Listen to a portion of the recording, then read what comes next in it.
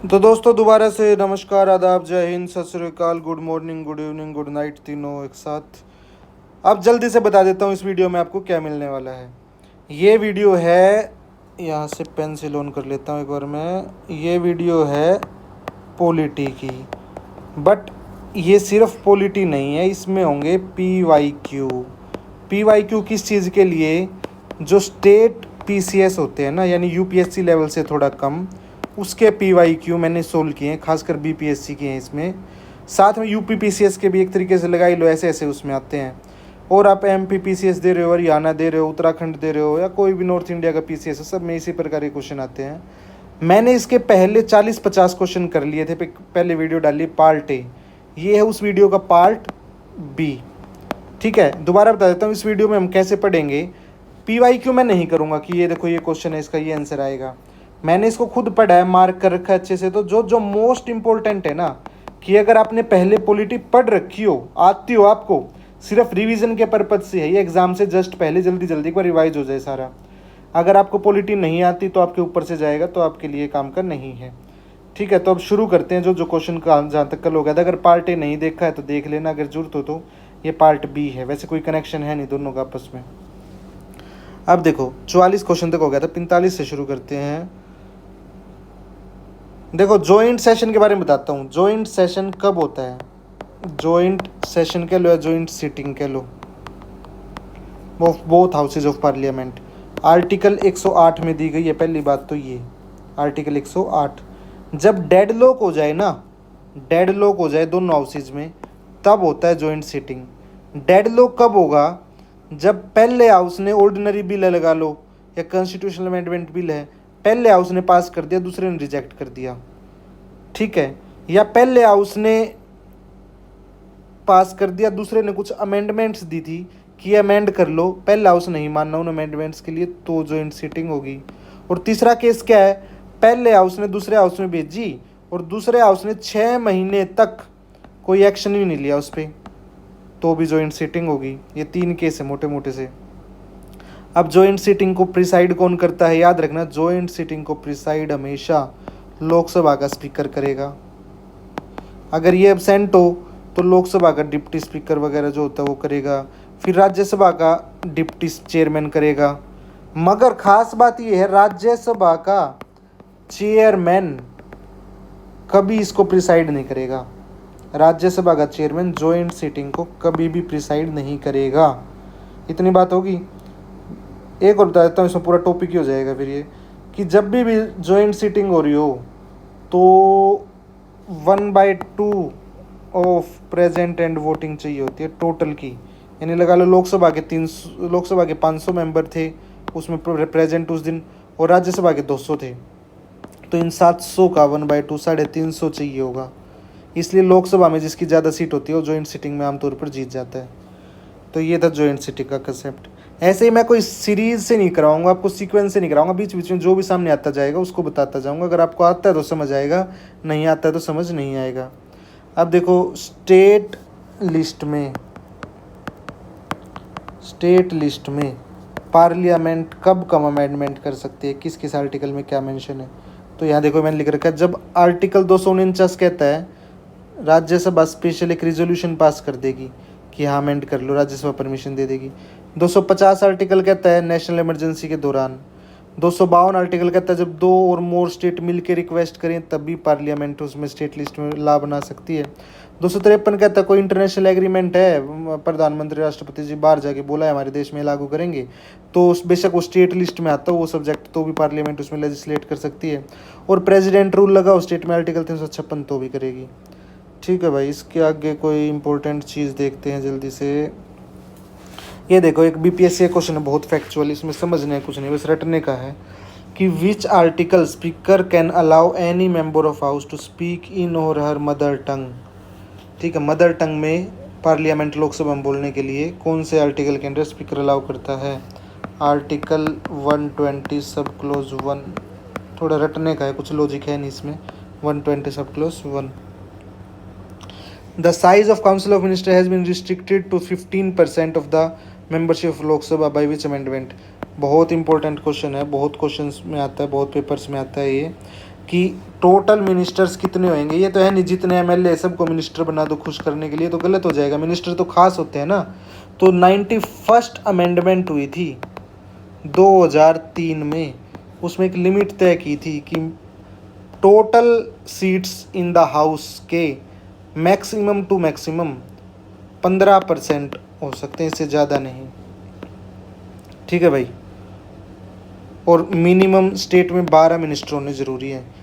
यानी किसी स्टेट में लगा लो 70 सीट हैं टोटल विधानसभा में, और उसका 70 का 15% कितना हो गया, 10 अराउंड हो गया, 10.5 हो गया लगा लो। तो ये नहीं कि मैक्सिमम 10.5 ही मिनिस्टर हो सकते हैं, 12 तो होने ही पड़ेंगे। यानी यहाँ 12 होंगे। मैक्सिमम 15%, मिनिमम 12% नहीं 12। अब आगे आते हैं।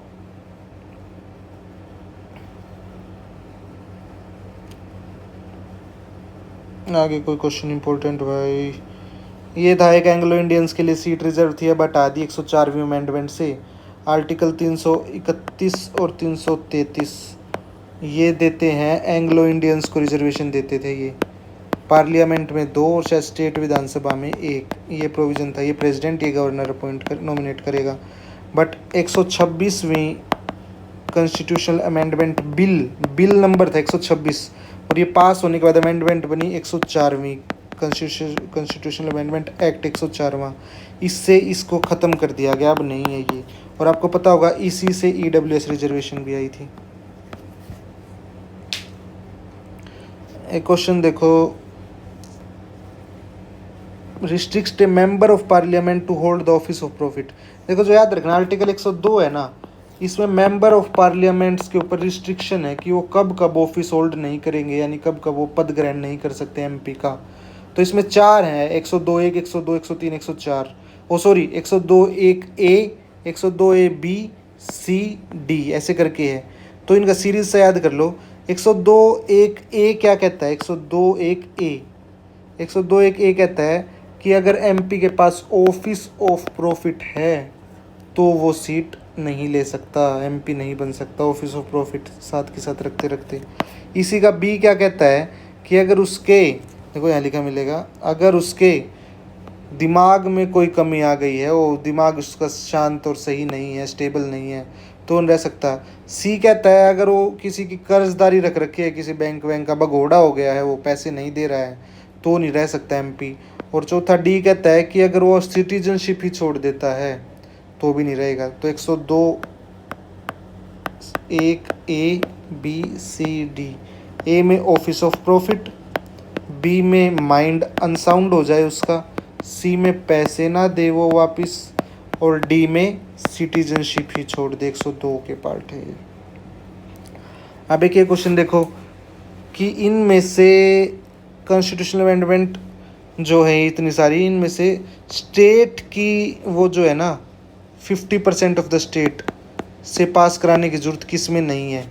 Election of the president. देखो याद रखना, स्टेट कोई भी कॉन्स्टिट्यूशनल अमेंडमेंट हुई है वो 50% ऑफ द स्टेट्स में जब पास करवानी पड़ती है, अगर वो स्टेट्स का कुछ हक कम या ज़्यादा कर रही हो, ये मेनली कम कर रही हो, तो उसी लॉजिक से देखते हैं इसमें। इलेक्शन ऑफ द प्रेसिडेंट में अगर कुछ चेंज करना है तो सीधा सीधा स्टेट पे असर पड़ेगा, क्योंकि स्टेट्स की विधानसभा भी इसमें वोट करती हैं। तो यानी कि 50% ऑफ द स्टेट्स को ये पास करवाना पड़ेगा। Representation of states in parliament. अगर स्टेट्स की राज्यसभा में किस स्टेट की कितनी सीट होएंगी, ये घटानी बढ़ानी हो, तो स्टेट का नुकसान फ़ायदा हो रहा है ना इसमें। तो यानी इसमें भी 50% ऑफ द स्टेट्स में ये कॉन्स्टिट्यूशनल अमेंडमेंट बिल पास करवाना पड़ेगा total. Any of the list in the 7 schedule. 7 schedule की लिस्ट क्या कहते हैं, 3 लिस्ट होती है, union list, state list, concurrent list. यानी स्टेट लिस्ट में अगर चेंज करोगे तो फिर से स्टेट में फ़र्क पड़ रहा है, तो फिर से वही करना पड़ेगा 50% से ज़्यादा। Abolition of legislative council of a state. किसी स्टेट में लेजिस्लेटिव काउंसिल है, टोटल कितनी स्टेट में है, 6 स्टेट में। कौन कौन सी, नीचे से आओ तो महाराष्ट्र और कर्नाटका, महाराष्ट्र और कर्नाटका। ऊपर आओगे तो फिर बिहार और यूपी 4, और फिर 2 कौन सी रह गई भाई, बिहार यूपी 2, मेरे को याद नहीं आ रही, टोटल 6 हैं। 2 कौन सी रहेगी, बिहार यूपी महाराष्ट्र कर्नाटका। तेलंगाना और आंध्रा, ये 6 है। ठीक है, अब अगर लगा लो महाराष्ट्र की लेजिस्लेटिव काउंसिल ख़त्म करनी है तो संविधान में साफ साफ लिखा है, आर्टिकल 169 में कह लो कि सिर्फ पार्लियामेंट सिंपल अमेंडमेंट से इसे कर देगी। इवन इस स्टेट की, जिस स्टेट की ख़त्म हो रही है ना, उससे भी पूछने की ज़रूरत नहीं, और बाकी 50% तो बहुत बड़ी बात है। आगे चलते हैं, अब कोई दूसरा इंपॉर्टेंट क्वेश्चन देखते हैं। आर्टिकल 356 के बारे में पता होगा, प्रेसिडेंट रूल होता है। प्रेसिडेंट रूल कब क्या होता है? इफ़ दे रिसीव, यानी president receive a report from the governor of a state और otherwise convinced that if state administration can not be carried out, यानी या तो गवर्नर प्रेसिडेंट को बोल दे कि यहाँ गड़बड़ घोटाला चल रहा है, कॉन्स्टिट्यूशन के अकॉर्डिंग काम नहीं चलेगा, आप इसमें प्रेसिडेंट रूल लगा दो, या ज़रूरी नहीं गवर्नर रिकमेंडेशन दे तभी लगेगा, बिना गवर्नर की रिकमेंडेशन के भी लग सकता है, प्रेसिडेंट खुद एनालाइज करके भी लगा सकता है। आगे देखो भाई, ये वही है 10th schedule, 10th schedule anti defection law. इसमें कहा गया अगर किसी ने पार्टी की व्हिप नहीं माननी है तो उसकी डिस्क्वालिफिकेशन हो जाएगी, बाकायदा पार्टी ने 15 दिन के अंदर उसे माफ़ ना किया हो।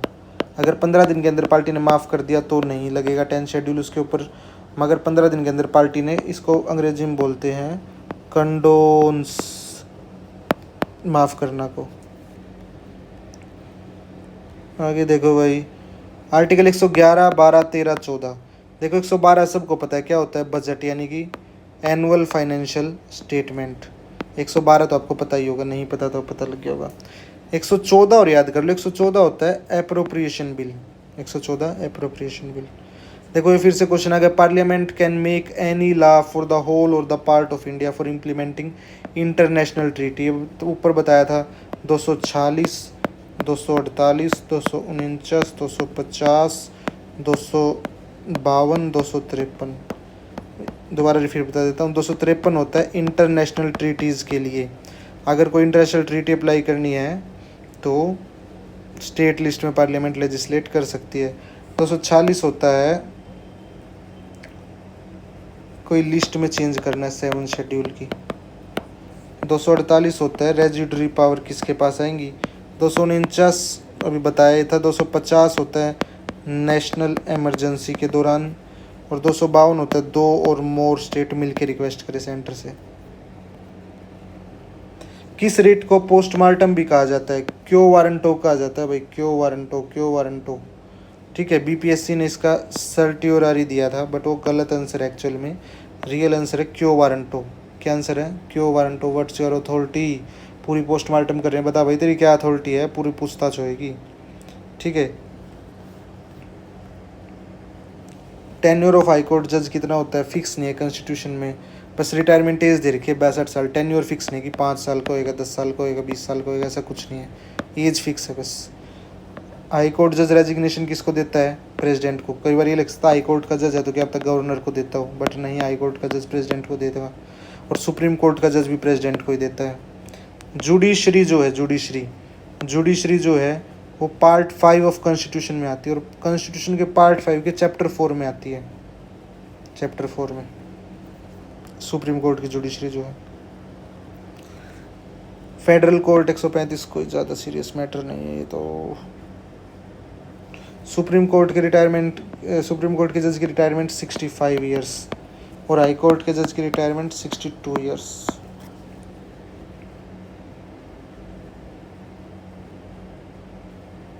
पोस्टमार्टम किसे कहा जाता है? क्यो वारंटो को, बट बीपीएससी ने सर्टियोरारी माना तो जो गलत है। पीआईएल फाइल्ड अंडर आर्टिकल 32 और 226, 32 रिट्स, 226 में हाई कोर्ट की रिट, 32 में सुप्रीम कोर्ट की writ. The concept of PIL originated in USA में ओरिजिनेट हुआ था PIL.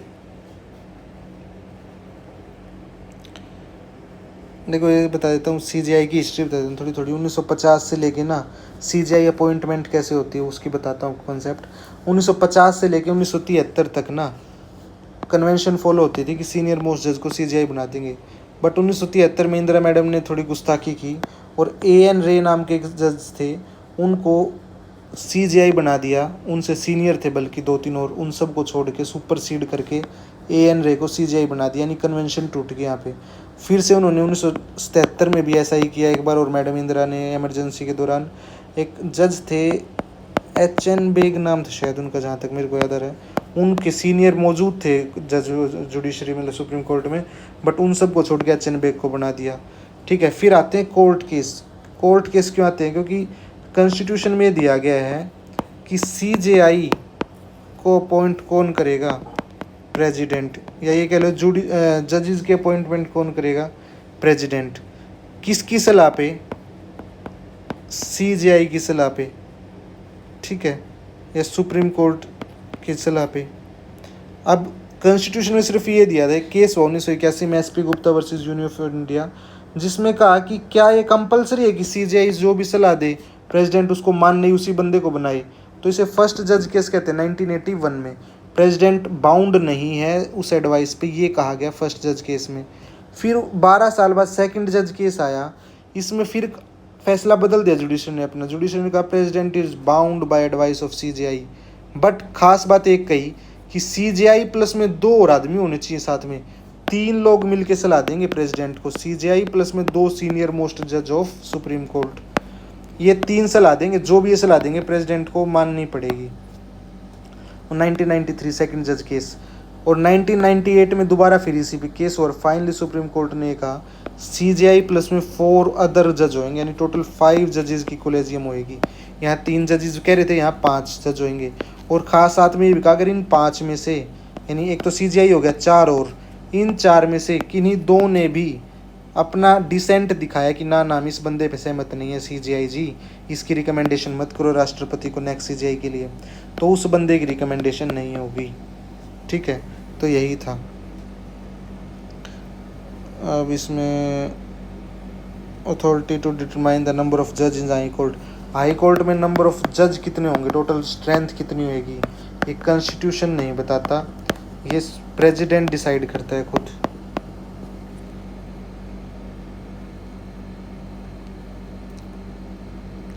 Chief justice of high court की अपॉइंटमेंट कैसे होती है? प्रेसिडेंट करता है, गवर्नर नहीं करता।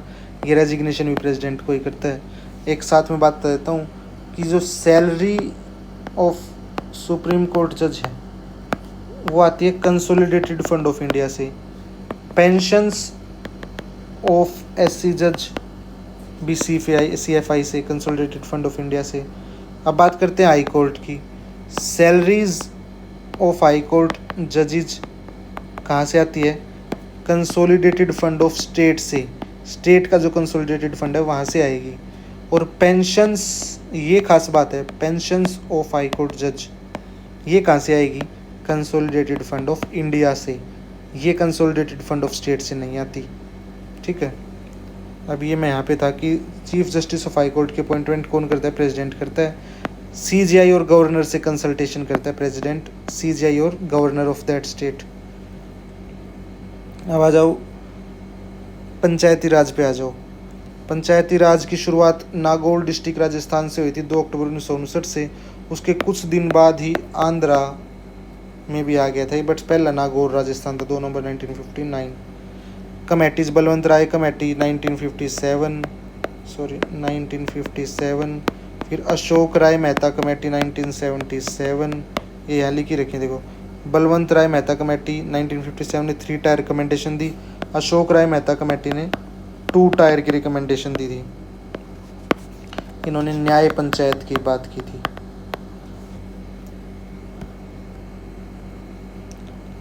देखो किस बिल से पास हुआ था? 73rd कॉन्स्टिट्यूशनल अमेंडमेंट एक्ट 1992 से पंचायती राज इंस्टीट्यूशंस का पास हुआ था, कॉन्स्टिट्यूशनल हो गया था। इससे पहले राजीव गांधी ने 1989 में भी कोशिश की थी पास कराने की, बट वो दोनों हाउस से पास नहीं हो पाया था। 64th कॉन्स्टिट्यूशनल अमेंडमेंट बिल लाया गया था जो फेल हो गया था। ठीक है, अब ये देखो कुछ कमेटी हैं। हनुमंत राय कमेटी 1984 में बनी थी, Hanumant Rao committee 1984 district planning को लेकर कहा था। जीवी के राव और एलएम सिंह वीरथुंगोन, एलएम सिंह वीरथुंगोन दोनों ने कॉन्स्टिट्यूशनल रिकॉग्नाइजेशन टू पीआरआई की बात की थी।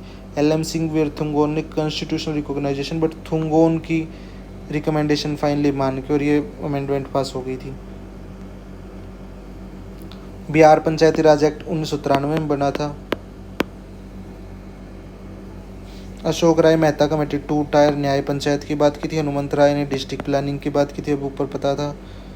देखो इनके ईयर मैच करने हो तो जी हनुमंत राय कब आया था 1984, और भाई बलवंत राय मेहता 1957, अशोक राय मेहता 1978 कह लो 1977, एल एम सिंघवी और जी वी के राव, एल एम सिंघवी और जी वी के राव।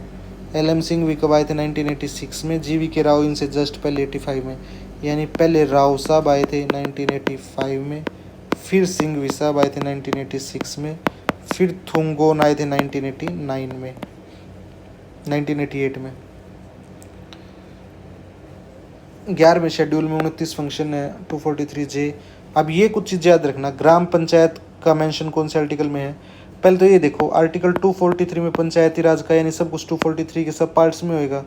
अब 243 अगर बी लूँ ना तो इसमें ग्राम पंचायत की बात की गई है, अगर 243 डी लूँ ना तो इसमें ग्राम पंचायत में वुमेन रिजर्वेशन 33% होएगी, इसकी बात की गई है। और डी के साथ ही टी भी याद कर लो, इसमें ग्राम पंचायत की जगह म्यूनसिपल, शहर में municipal body urban corporation body जो होती है उनमें वुमेन रिजर्वेशन 33% होएगी। डी और टी एक साथ याद कर लेना, ये पंचायत के लिए डी और टी जो है वो शहरी सरकार के लिए, म्यूनसिपल काउंसिल म्यूनसिपल कॉरपोरेशन के लिए। अब दो और याद रख लेना, 243I ये है स्टेट फाइनेंस कमीशन के लिए, ठीक है, स्टेट फाइनेंस कमीशन। आई से स्टेट फाइनेंस कमीशन, और के से स्टेट इलेक्शन कमीशन, के से स्टेट इलेक्शन कमीशन, ये 5 याद रखना। आगे देखो, सरकारिया कमेटी 1983 में बनी थी, इसकी रिपोर्ट 1987 में आई थी। इसने inter state council, permanent inter state council की रिकमेंडेशन की थी जो 1999 में बन भी गई थी, permanent inter state council.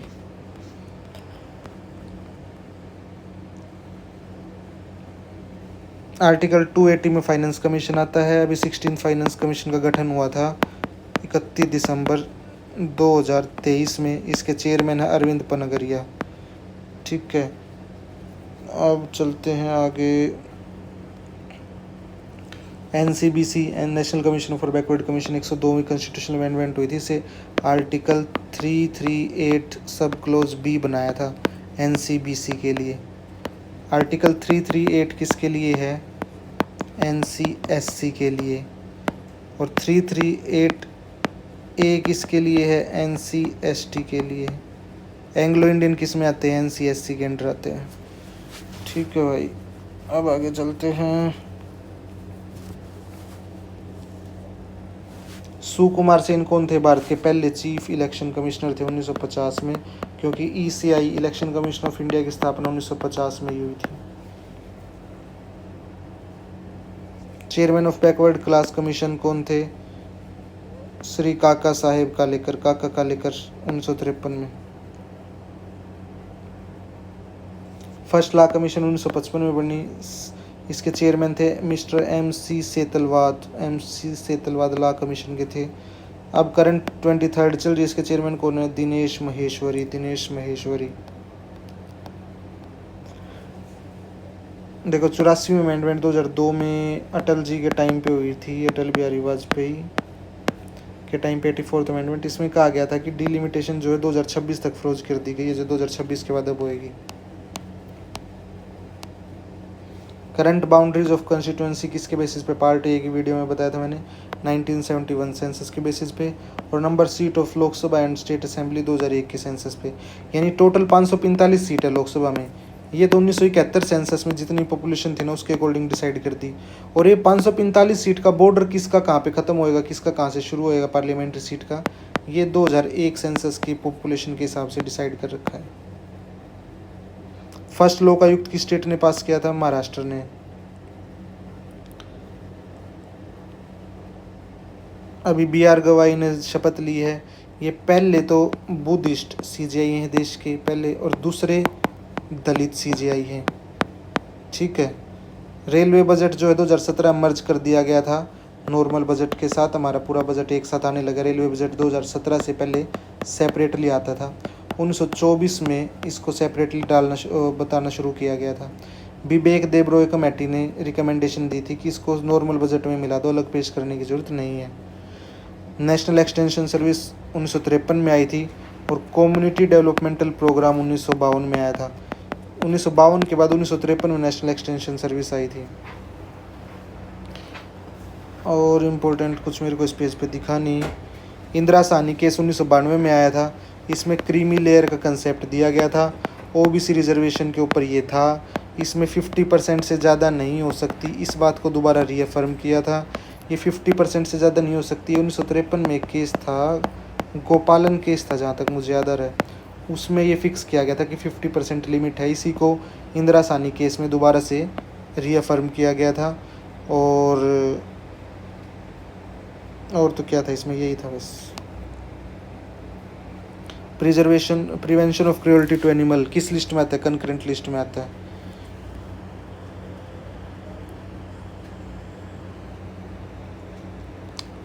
National party अगर पूछ लें, रिसेंटली आम आदमी पार्टी एक नेशनल पार्टी बनी। टोटल देश में फिलहाल कितनी नेशनल पार्टी है? 6। कौन कौन सी? इंडियन नेशनल कांग्रेस, बीजेपी, ये 2 तो हैं। और अभी मैंने बताया कि आम आदमी पार्टी रिसेंटली बनी थी 3। मायावती बीएसपी वाली है एक। वो महाराष्ट्र वाली कौन सी है? नेशनल एनपीपी बोलते हैं शायद उसको, पीपल्स पार्टी। और छठी मायावती होगी, CPIM, communist party of India, Marxist. ये 6 पार्टी नेशनल पार्टी हैं फिलहाल। बाकियों को भी 1-1.5 साल पहले 2-3 को हटा दिया गया था। शायद समाजवादी को हटा दिया था और उसको ममता बनर्जी वाली को भी हटा दिया था। ये 6 हैं फिलहाल। कंडीशन क्या क्या है वो आप पढ़ लेना नेशनल पार्टी बनने की। ये ऑर्डर ऑफ प्रेसिडेंस है, ये पूछ लेते हैं कौन ऊपर आता है कौन नीचे। पहले नंबर पे देश में प्रेसिडेंट, दूसरे वाइस प्रेसिडेंट, तीसरे प्राइम मिनिस्टर, चौथे पे गवर्नर ऑफ स्टेट, पाँचवें पे फॉर्मर प्रेसिडेंट जो पहले प्रेसिडेंट रह चुके। 5A ये बाद में ऐड किया गया था, डिप्टी प्राइम मिनिस्टर 5A में आता है। फिर छठे पे चीफ जस्टिस और स्पीकर। 7वें में बहुत सारे आते हैं। 7वें A पे होल्डर्स ऑफ भारत रत्न आता है। फॉर्मर प्राइम मिनिस्टर जो है ना, फॉर्मर प्राइम मिनिस्टर वो 7वें पे आता है। फॉर्मर प्राइम मिनिस्टर 7वें पे। कॉन्स्टिट्यूशन डे कब मनाया जाता है? 26 नवंबर को मनाया जाता है। और इम्पोर्टेंट क्या है,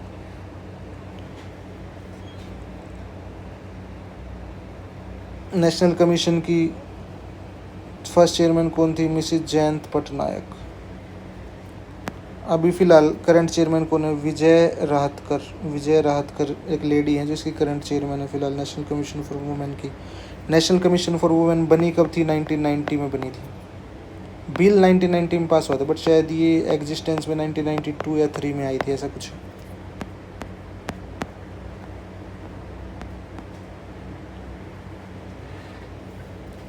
longest serving finance minister of India, P Chidambaram. First women finance minister of India, अभी शायद ये वो बन गई है भाई, निर्मला सीतारमन रिसेंटली बन गई शायद 2-4 महीने पहले। ये बुक पुरानी छपी हुई है इसलिए इसमें लिखा नहीं होगा।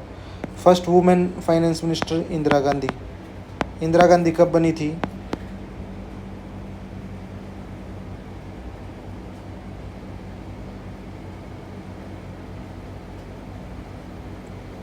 ठीक है, तो एक काम करते हैं, बहुत बता दिया मैंने, इतना ही बहुत है। पॉलिटी आपकी 70-80% कवर हो गई है। अब दूसरे सब्जेक्ट की वीडियो देखनी है चैनल पर मिल जाएगी, ऐसे ही PYQ की तरह देख लेना।